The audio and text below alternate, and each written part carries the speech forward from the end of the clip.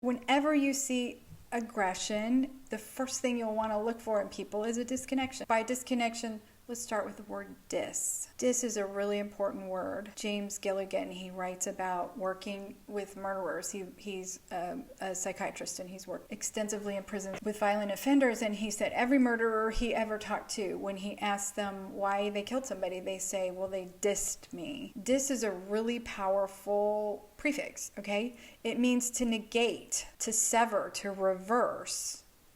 All right? So a disconnection is a very serious thing indeed, and you'll see spikes in aggression, or you'll see spikes in submission. Everything from an irritated person yelling at a customer service representative to, actual genocide, right? It starts with a perception of dissing, reverse, negate, sever. So fight's everywhere. Submission is everywhere. Believe it or not, I say submission and people are going to think like some kind of kinky sex. That's not at all what I'm talking about. We all submit on a daily basis to bosses, to law enforcement, to parents. Society wouldn't function if more of us didn't submit, like agree to follow rules. It may not be a conscious agreement, but that's the way we roll. In fact, there's some really interesting things. You should look them up on YouTube. The Milgram obedience experiments, very famous experiments. These were contrived situations, but people didn't know it, and they put people in a lab, and they were willing to shock an actor who they didn't know was an actor, administer lethal levels of shock just because an authority figure told them to do it. Often they were complaining, saying no, they were under serious distress. But we have a real obedience streak. We will tend to defer to the people in charge, the high resource folks. So you'll see fight in both of its forms, dominance and submission, all the time. You'll also see flight, and flight can be very subtle, right? It can be subtle like this, like, well, do you see what I did with my eyes? Like, okay, an extended blink, looking away. It can be as subtle as this, right? Okay, let's say you're talking to someone, they don't like what you're saying. Okay, watch people do that. That's a little form of flight. A little less subtle is you see your boss at the end of the hall and you duck into the bathroom. That's flight. That's just pure flight. Okay, Papa was a Rolling Stone. I left my wife and kid in Baltimore, Jack. I went out for a ride and never came back. Freebird is the anthem for our flight instinct, okay? Actually, Leonard Skinner, all their songs are really about flight.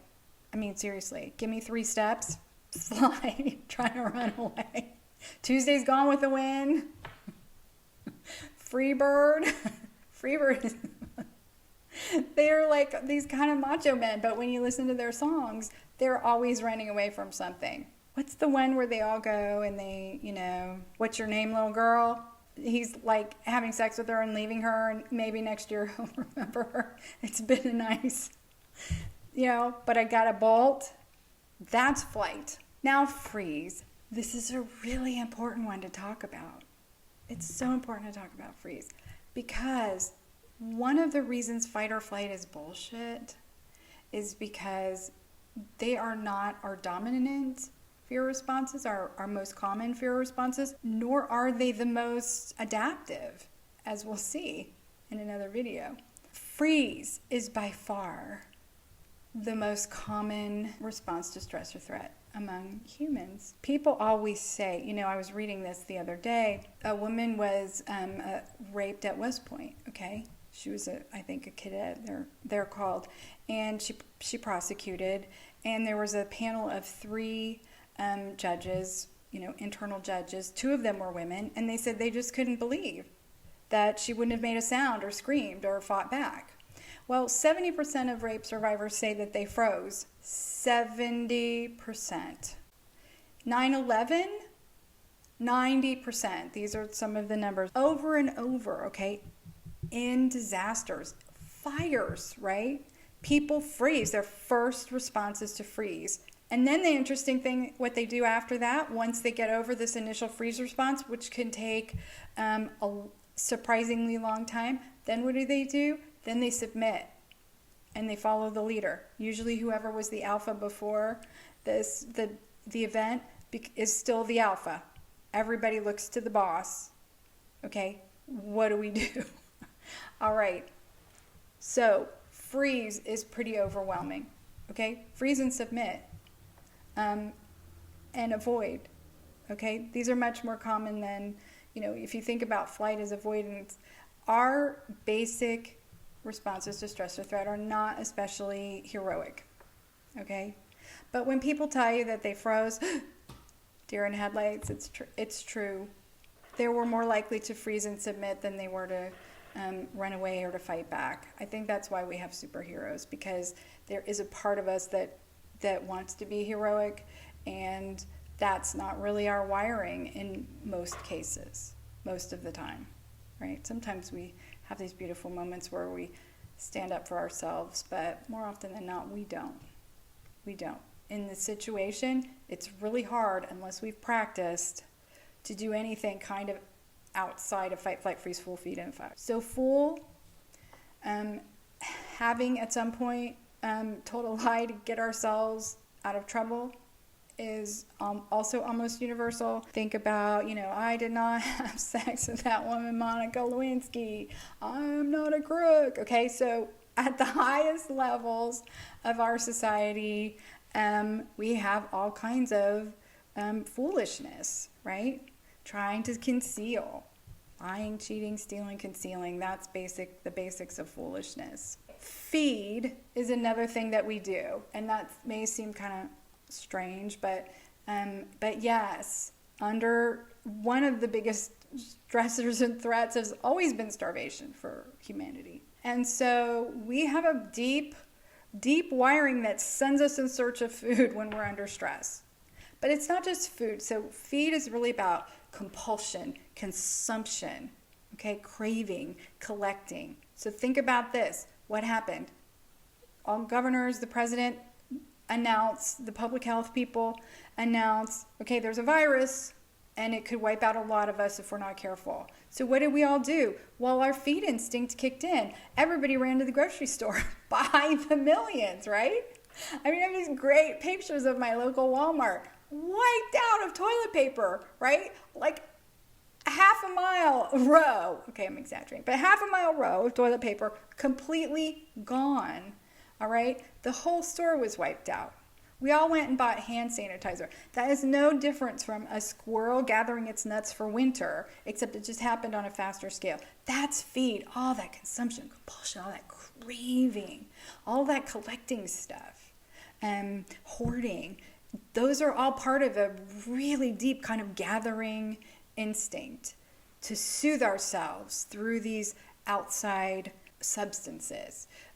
Addiction is a part of our feed response. My friend and I we're writing a book about this stuff together. It's called Power for the Hero's Journey. One of the things that we debate is substance abuse flight or freeze or feed. And I would say that it can be all three. Last, we've got fuck, all right? And you might think, yeah, right, like you're about to be shot, right? And, you're not thinking about sex. In fact, a lot of people would argue that all of our reproductive stuff gets shut down. Okay, I've worked in addictions and mental health a long time. And I can tell you that under stress or threat, that's when people do their most crazy sexual bullshit. I mean, seriously, right? Like, dude having a heart attack who's like grabbing his wife's boob inside of the ambulance. A woman whose dad dies and she is a super religious person with good values, but for some reason she sleeps with some hometown, person from her past, right? When she goes. All kinds of bizarro sexual behavior at funerals, believe me. When we're confronted with death, these kinds of sexual stuff starts to kick in. So basically, when we're under stress or threat, sexuality there's three dimensions to it. We use it for soothing, to make ourselves feel better. Here's a good example. I was watching a really good show. They were like searching for a lost treasure in a swamp, and an alligator came and overturned their boat, and they almost got eaten by an alligator. And so they like, they're splashing around, and they run onto the shore, and they're like, oh my God, we almost died. And they have sex, and they've been divorced for 20 years, and it's all destroying their relationships. You get the point. But there's a million scenes like that. Oh, another good one. Ooh, this one was a John Cusack movie. The woman's like in a chair, she's like duct taped to the chair, and the dude's got a gun to her head. All right, and so she starts nudging, like, if you don't blow my brains out, I'll give you a blowjob. Like, seriously. Okay. This is trading. Sex becomes about soothing. It becomes about trading, right? Sex for cigarettes, sex for drugs. We hear these shocking stories of young teenage girls who are like, well, he took me to McDonald's, and so, I had to sleep with him. Like, sex is a commodity. And you see this, you start to see this in war zones.